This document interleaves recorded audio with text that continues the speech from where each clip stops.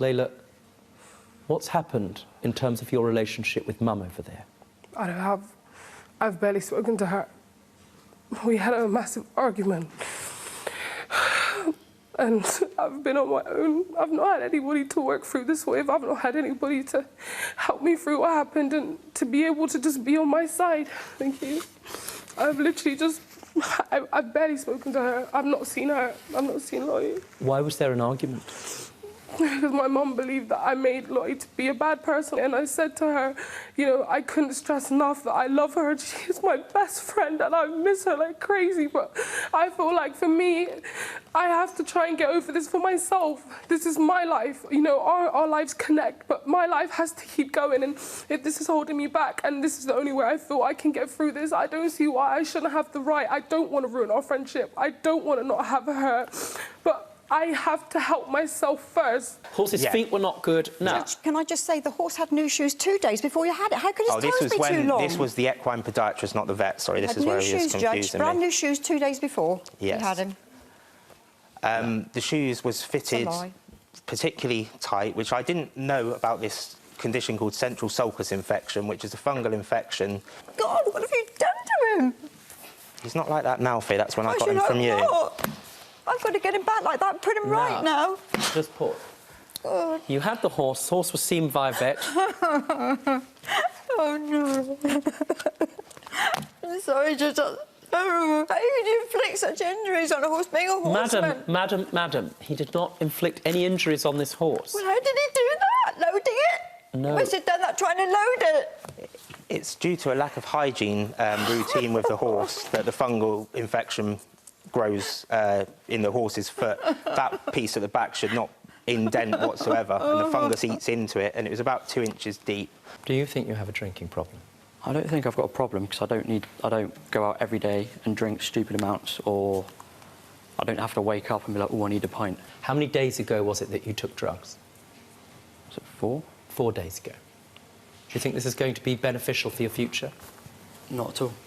You see, that's what happens, because when you're drinking, you lose friends, and in this instance, you lose family, because these are family. Mm-hmm. How does it feel to have lost them? Devastating. What does that do to you? It's just made me distraught. Like, not being able to go and see either of them go around the house. Like, there's a hole missing from, like, part of me missing. You seem upset, Lee. Sorry. They've been like brother and sister, Your Honour. What do you want? To be back to normal with Lee and April and Ian. He has to stop the drugs. You see, what starts out as fun ends up in you losing everything. So what are you going to do about it? Stop. I said at the start of my ruling, you appear in my court unassisted. I ask you to look at me when I give you this ruling. Wendy has been a participant in a trespass on your property. Trespass has civil consequences.